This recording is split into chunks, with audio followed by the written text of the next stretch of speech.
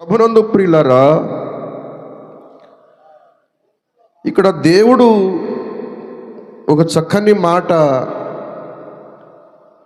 సర్వజనులకు ఒక ప్రశ్న వేస్తున్నాడు. బ్రతక గోరువాడు ఎవడైనా ఉన్నాడు? బ్రతకాలనే కోరిక ఎవరికైనా ఉందా?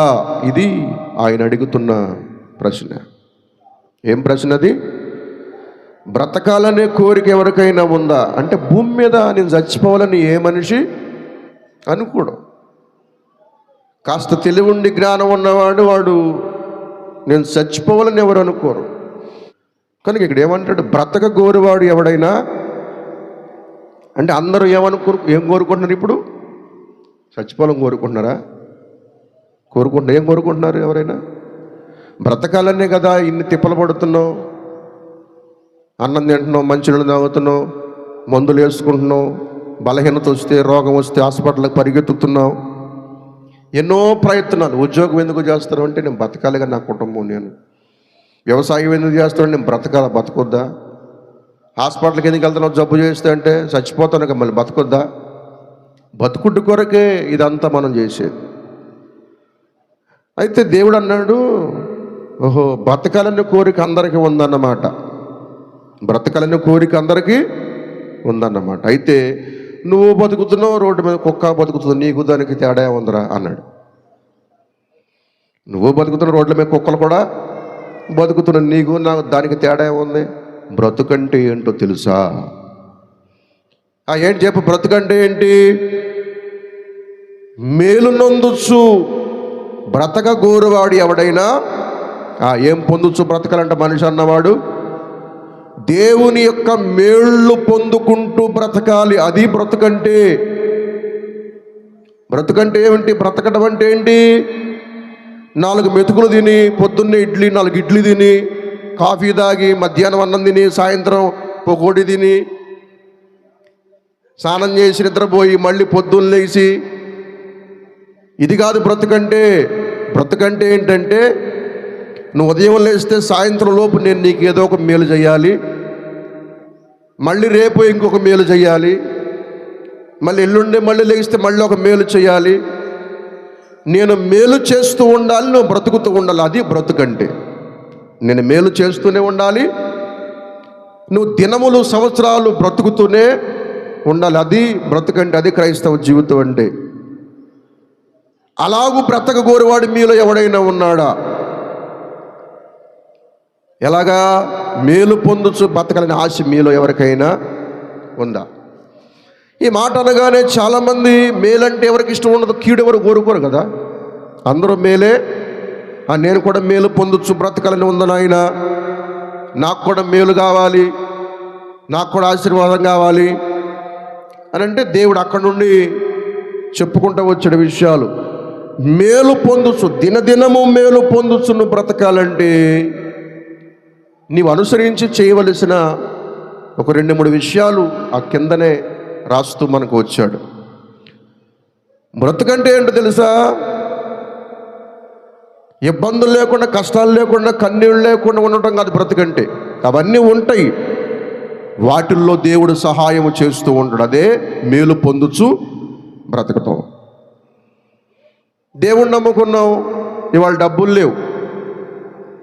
లేవని దిగులుగా వేదనగా కూర్చుంటే, ఏదో ఒక రూపంగా ఏదో ఒక సమయంలో దేవుడు ఆ రోజు మనకు సహాయం అందిస్తాడు. చూడు, దాన్నే మేలు. అనారోగ్య పరిస్థితులు ఉన్నావు, ఏంటి ప్రభు నాకు ఈ బలహీనత, ఏంటయ్యా ఈ కష్టం అని మనం దేవుని దగ్గర మనసులో 2 ముక్కలు ప్రార్థన చేసుకుంటూ ఉండగానే ఆ బలహీనతలో దేవుడు బలం ఇస్తాడు. చూడు, ఆ మేలు పొందుకుని మళ్ళీ తిరిగి లేచి నడవటమే మేలు పొందుకుంటూ బ్రతకడం. అది చుట్టూ శత్రువులు, నలుదిశల శత్రువులు, ఎటు వెళ్ళినా శత్రువులు, నానా రకాల మాటలు, అవమానాలు, నిందలు, వీటన్నిటి మధ్య కృంగిపోయి వేదనతో, హృదయ భారంతో కూర్చుని, ఏంటి వీళ్ళందరూ నేను ఏం చేశాను, ఏమన్యాయం చేశాను, ఎవరినేం అనలేదు కదా, నా ఇంటి మీదకి నా మీదకి ఎందుకు ఈ దుర్మార్గం మాటలు, అబద్ధాలు, ఇవన్నీ నా మీద ఎందుకు దాడి చేస్తున్నాను మనం ఆలోచిస్తూ ఉండగానే దేవుడు నీ మీద లేచిన నీ విరోధిని, నీ శత్రువుని నీ కళ్ళ ముందు కొట్టి సిగ్గుపరుస్తాడు, నీకు నెమ్మది కలిగిస్తాడు. అట్లా మేళ్ళు పొందుకుంటూ బతకాలి. అది బ్రతుకంటే. రోడ్డు మీద ప్రయాణమై మార్గములో ఉండగానే పక్కనే లారీ మనకు అంటుకుంటా దూసుకుంటా వెళ్ళిపోద్ది, కారు మనకు గుద్దుకుంటా మనకు రాసుకుంటా వెళ్ళిపోద్ది. కానీ మనకి ఇంత దెబ్బ కూడా తగలకుండా ప్రభు కాపాడుతాడు. అది అట్లా బ్రతకాలి. మార్గములు వెళుతూనే ఉంటాం, మరణం మన పక్కనే వస్తూ ఉంటుంది, కానీ దేవుడు మరణం మన మీద పడవకుండా మేలు చేస్తాడు. అలాంటి బతుకు నువ్వు బతకాలి. అది బతుకంటే. ఒకవేళ గబుక్కుని ఏదైనా కింద పడినా సరే కాళ్ళు చేతులు ఇరగకుండా, రక్తపు చుక్క బయటికి రాకుండా దేవుడు మళ్ళీ మనల్ని తిరిగి లేపి పడ్డావాడిని మనమే మనంతటి లేచి రోడ్డు పక్కకు వచ్చి మళ్ళీ అన్నీ మన చేతిలో ఉన్న సంచి బుట్ట సర్దుకుని మనం మళ్ళీ బండి ఎక్కి మళ్ళీ ఇంటికి వస్తాం చూడు. అంటే పడ్డాడు ఏదో అయిపోయింది అనుకున్నాం, ఏమవ్వలేదు ఏంటో అనుకుంటారు వాళ్ళు.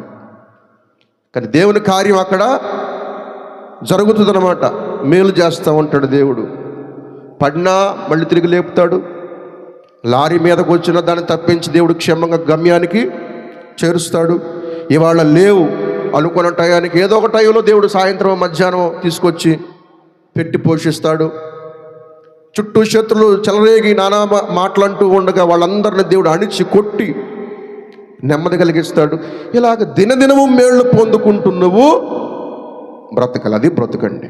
ఏ మేలు జరగదు. ఇక అదేం బ్రతుకది? అదేం బ్రతుకండి? దైవ కార్యములు చూస్తూ బ్రతుకువాడు ఆఖరిగా జరిగే మేలు ఒకటి ఉంది. బాగా ఇది గుర్తుపెట్టుకోవాలి. ఈ భూమి మీద ఈ చిన్న చిన్న కార్యాలు జరిగితే మన జీవితంలో ఆఖరిగా చివరిగా ముగింపు మేలు ఒకటి జరుగుద్ది. ఇంకా దాంతో లాస్ట్కి మేళ్ళు జరగటం ఆగిపోతాయి. దానికి ముందు ఈ కార్యాలు, ఈ చిన్న చిన్నవన్నీ మన బ్రతుకులో జరగాలి. బలహీనతలో బలం, ఆరోగ్యం రావాలి. లేమిలో దేవుని సహాయం, దేవుని ఆశీర్వాదం అందాలి. మార్గములో మరణం అంటకుండా ప్రభు కాపాడాలి. శత్రుమోక రేగినప్పుడు సమాధానాన్ని ప్రభు మనకు కలిగించాలి. తలపెట్టిన కార్యం నష్టపోకుండా అది మనకు ఆశీర్వాదకరంగా ప్రభు మార్చాలి. ఈ మేళ్ళన్నీ జరుగుతూ ఉంటే వానికి చివరిలో ఒక మేలు జరుగుద్ది. అదే నరకాగ్ని గుండము నుండి తప్పించుకుంటా. ఆ మేలుతో ఇక మేళ్ళన్నీ, ఎందుకంటే అక్కడి నుంచి మనం ఎక్కడికి వెళ్ళిపోతాం? నరకం తప్పించబడితే ఎక్కడికి వెళ్ళిపోతాం? పరలోకానికి. ఈ మధ్యలో ఈ మేళ్ళన్నీ పొందకుండా ఉంటాడు చూడు ఒకడో, ఆడికి చివరిలో నరకం తప్పించే ఏర్పాటు కూడా, ఆ మేలు కూడా జరగదు. ఈ మధ్యలో ఈ కార్యాలు, ఈ దేవుని మేళ్ళు పొందకుండా ఒకడు బతుకుతాడు చూడు, బ్రతుకంతా వాడు చివరి దశలో ఆ అగ్నిగుండము నుండి కూడా తప్పించుకోలేడు. ఆ మేలు కూడా దేవుడు ఇక్కడే ఈ చిన్న చిన్నవే దేవుడు నీకు చేయనప్పుడు ఆ పెద్ద మేలు ఎట్లా చేస్తాడు దేవుడు? ఇవన్నీ పొందుకునేటట్లు మనం బతికినప్పుడు చివరిగా ఆ మేలు కూడా చేసేసి ముగించేసి, చాలే బిడ్డ భూమి మీద చాలా మేళ్ళు పొందుకున్నాం, చివరిగా అగ్నిగుండన పోకుండా తప్పించే ఇది కూడా, ఈ మేలు కూడా చేసేసాను, ఇక వచ్చే పరలోకానికి. అక్కడికి వెళ్ళినాక బాధ లేదు, కష్టం లేదు, కన్నీళ్ళు లేవు, ఆలోచించడానికి ఏ సమస్య మనకు ఉండదు. ఇక నిత్య విశ్రాంతిలో మనం ఉంటాం. కనుక భూమి మీద దేవుని బిడ్డలు ఎట్ట బ్రతకాలి? మేలులు పొందుచు బ్రతకాలి. ఇప్పుడు దేవుని మేళ్ళు పొందుచు బ్రతకాలంటే ఏం చేయాలి, ఎలా ఉండాలి అనే విషయాలు చెప్పాడు. చకచక చూసేసి ముగించేద్దాం. ఇదే 34వ కీర్తనలో 11వ వచనం మనం చదివిన వచనానికి పై వచనం చదువుతున్న, పిల్లలారా మీరు వచ్చి నా మాట వినాలి. ఏం చేయాలంటే మొట్టమొదటిగా దేవుని మేళ్ళు పొందుచు నీ బ్రతుకు దినములు, సంవత్సరములు నువ్వు వెళ్ళబుచ్చాలి అని అంటే దేవుని మాట మీరు వచ్చి, నాకు మైకాలో దూరం వినపడుతుంది. ఎక్కడికి వినపడుతుందంట? అక్కడ దూరంగా వినపడకే గొట్టాలు పెడితే వినపడకుండా ఉంటుందా? సౌండ్ బాక్సులు పెడితే వినిపించకుండా ఉంటుంది ఎవరికైనా? వినపడుతుంది. కానీ దేవుడు ఏమన్నాడు? వచ్చి, మీరు వచ్చి, మా ఇల్లు స్కూల్ పక్కనే, టీచర్ గారు లోపల గదిలో పాఠాలు చెబుతుంటే మా ఇంట్లోకి వినపడుతున్నాయి అన్నీ. అక్కడ నువ్వు పుస్తకం తీసావనుకో, ఎక్కడ పరీక్ష రాస్తావు? ఎవరు పాస్ మార్కులు వేస్తారు నీకు? ఎవరు దిద్దుతారా పేపర్లో రాస్తే? పోనే ఏ ఉద్యోగం ఆ సర్టిఫికేట్ పట్టుకెళ్తే నువ్వే పరీక్ష రాసుకుని, నువ్వే దిద్దుకుని, నువ్వే మార్కులు వేసుకుని, 100కు 100 వేసుకుని, నువ్వే సంతకం పెట్టుకుని ఆ సర్టిఫికేట్ తీసుకెళ్తే ఎవరైనా ఉద్యోగం ఇస్తారా? లేదండి, మా గదుల నుంచి మాకు అన్నీ వినపడి పాఠాలన్నీ తెలుగు, ఇంగ్లీషు, లెక్కలు, చెక్కలు అన్నీ వినపడి అని అంటే వచ్చి నేర్చుకోవాలి. నీ గదిలోకి వినపడే సంగతి నాకెందుకు? నేను మంచంలో పడుకు నిన్నా, నేను కుర్చీ వేసుకుని కూర్చుని నిన్నా, అట్లా కాదు. ఇక్కడికి వచ్చి దేవుణ్ణి చూస్తూ దేవుని మాటలు మనం వినాలి. ఆయన మాట వినినప్పుడు వాడు బ్రతుకు దినములన్నీ మేలు పొందుచు బ్రతుకుతారు. దేవుని మందిరం అంటే ఏమిటి తెలుసా? మేళ్ళు పొందుచు బ్రతికే బ్రతుకు నీకు ఇచ్చుడదే దేవుని మందిరం. దేవుని మందిరం అంటే ఏంటి? నీవు మేళ్ళు పొందుచు బ్రతుకే బ్రతుకు నీకు ఇచ్చేదే దేవుని మందిరం. ఇక్కడ రాకపోతే నీ బ్రతుకులు ఏ మేలు. మందిరం ఎందుకు కట్టించాడు దేవుడు? ఎందుకు కట్టించాడు? నా మందిరములో నిన్న వారిని ఆనందింపజేసేదను, నా మందిరములో ఉన్న మేలుల చేత వారిని నేను తృప్తిపరచేదను. ఇక్కడ ఏమున్నాయంటే ఇక్కడ ఆనందము, మేలు, ఆరోగ్యము, ఆశీర్వాదము అన్నీ ఇక్కడే ఉన్నాయి. ఈ ఒక్క మందిరపు గడపను తొక్కకపోతే నీ బతుకులకి ఏ మేలు అసలు లేనే లేదు, రానే రాదు ఎప్పటికీ. కనుక వచ్చి ఏం చేయాలి? దేవుని మాటలు మనం వినాలి. వినటం అంటే ఏమిటి? వినటం అంటే ఏమిటండి? వినటం అంటే ఏంటి? సరే, ఓ ట్రాఫిక్ సిగ్నల్ దగ్గర ట్రాఫిక్ కానిస్టేబుల్ ఉన్నాడు ఒక ఆయన. 4 రోడ్లు కూడలి మధ్యలో ఆయన ఉన్నాడు. ఆయన అన్నాడు, మీరు ఆగండి అన్నాడు. వినపడింది మనక? వినపడలేదా? వినపడి కూడా వచ్చామనుకోండి, అప్పుడేం జరుగుద్ది? లాటి ఇరుగుద్ది, జేబుకు చిల్లు పడుద్ది. పడదా? లాటి దెబ్బలు పడతాయి, జేబుకు కూడా తీరా, బయటికి తీరా. ఎంత బాబు అని అంటే 1000 రూపాయలది. విన్నప్పుడు ఎందుకు వచ్చు? నువ్వు వినినప్పుడు నువ్వు అక్కడ ఏం చేయాలి? వినపడిందిగా, వినపడదారనిగా అంటే వినపడింది, మరి ఎందుకు వచ్చు? మాట వినటం అంటే ఏమిటంటే ఏది చెప్పాడో దాన్ని అక్కడ చేయటమే మాట వినుట. నువ్వు విని కూడా విననట్టుగా, నాకు అవసరం లేదన్నట్టుగా నువ్వు చేసినప్పుడు నీ బ్రతుకులో దేవుడు మేలు చేయాల్సిన అవసరం ప్రభుకి. వినటం అంటే ఊరికి అట్లా చెవులు పెట్టుకుని వినటం కాదు. ఆ మాట నీ చెవుల్లో, హృదయంలో ప్రభు పడవేయగానే దాన్ని నువ్వు అనుసరించగలిగిన మనసు ఉండాలి.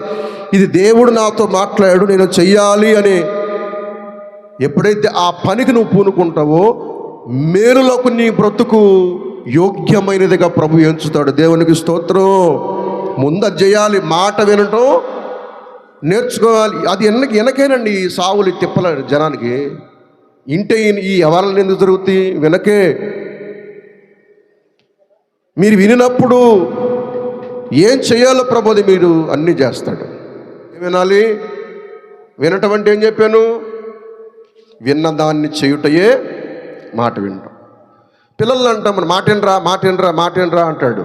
వాడికి వినపడక కాదు, మనం ఏం కోరుకుంటున్న వాళ్ళు వినమంటే అది చెయ్యొద్దని కోరుకుంటున్నాం.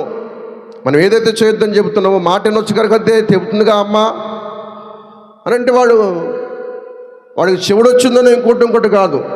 ఆమె ఏం చెబుతుందో దాన్ని చెయ్యమని అర్థం. దేవుడు ఇక్కడ ఏం చెబుతున్నాడో, సేవకుడు ఏం చెబుతున్నాడు, నువ్వు కూడా అది చెయ్యి. బ్రతుకు దినములన్నీ నువ్వు మేళ్ళు పొందుకుంటావు. ముగించేస్తాను, అయిపోయింది. 8 నిమిషాలు చెప్పాను. బ్రతుకు దినములన్నీ నీకు మేలు జరగాలంటే, దినదినము నీకు మేలు జరగాలంటే 1 నువ్వు మాట వినాలి. 2 దేవుడు అంటే భయం నీకు ఉండాలి.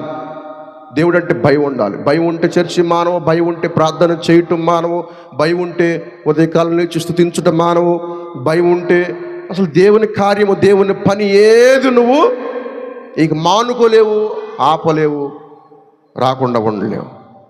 కనుక నీ బ్రతుకు దినములన్నీ ప్రభు మేలు చేయడానికి ఈ 2 సూత్రాలని ముందు పెట్టాడు. జాగ్రత్తగా అనుసరించండి. నిత్య నూతన కార్యం, నూతన మేళ్ళు ప్రభు నీ పట్ల జరిగిస్తాడు. దేవుడి మాటలు దీవించును గాక.